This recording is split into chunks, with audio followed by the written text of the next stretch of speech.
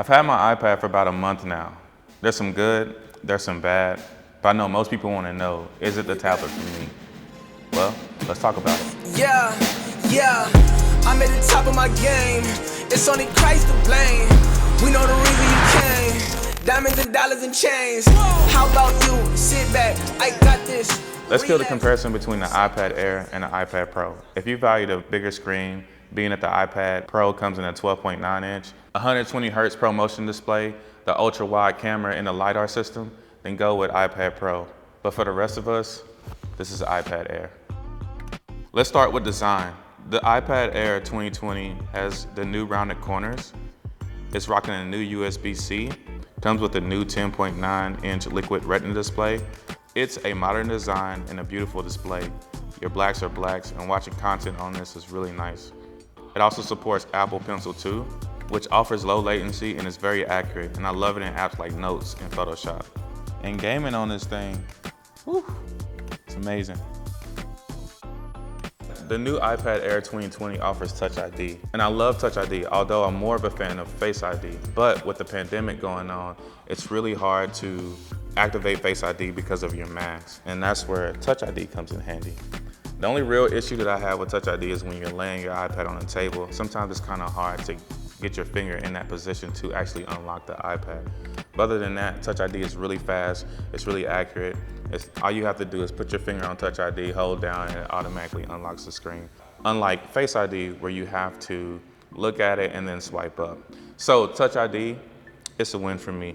So let's talk about the price. The iPad Air starts at $599 for 64 gigs and $749 for 256. I wish Apple would have made a middle ground area at that 128 or just started the iPad Air at 128.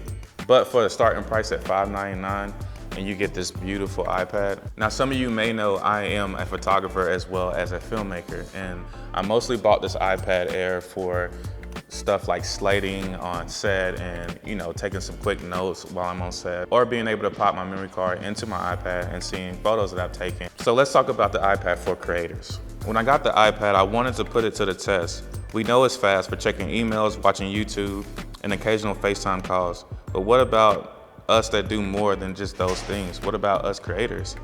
Creative apps like Lightroom and Photoshop, they run really smooth, but there's a few issues. Lightroom runs and uses most of the features like it does on a desktop. Photoshop as well.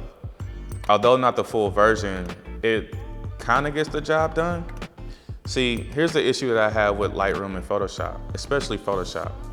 When I'm in Photoshop and I'm trying to, remove blemishes on models' faces, or when I'm trying to use certain tools, I notice that it lags a little bit.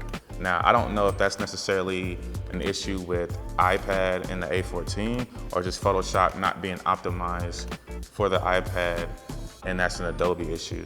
I'm not gonna blame either company, but I am gonna say if you're trying to buy this thing for editing and on-the-go Photoshop work, I would either say go with the iPad Pro or just get a laptop, because it still isn't there just yet. For video editors out there, I decided to go with LumaFusion because it offers more pro features than iMovie does. In editing Sony A7 footage, rendering and exporting was okay on this tablet. Sometimes my rendering speeds took a little longer, and sometimes exporting it took a little longer than I would have liked. The only real issue that I've noticed with this iPad for creators is you can't work from the external drive. I would love to see some type of support for the external drive on the iPad, because let's say you did go with the 64 gig model and you had an external drive that had 500 gigs. I personally use the Samsung T5, which is light and fast, and I would love to be able to use the speed of my Samsung T5 and edit in things like LumaFusion or Photoshop. But on this iPad, you have to drag your clips onto the iPad first and then edit. And that sucks, because even on my iMac at home, I'm able to edit from the external drive, and it's a lot quicker process, especially when you want to edit, export, and hand the whole drive to the client and be done with it.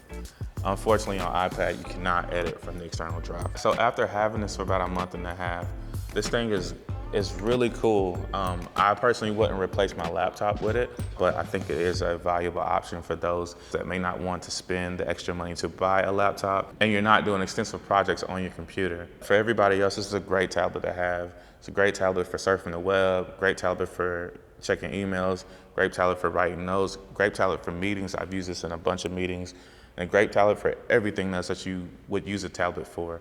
If this video helps you in any kind of way, leave a like for your boy. If you didn't like this video, double tap the dislike button. If I didn't cover something that you would like to see about the iPad Air 2020, leave me a comment in the comment section below and I'll gladly answer your questions.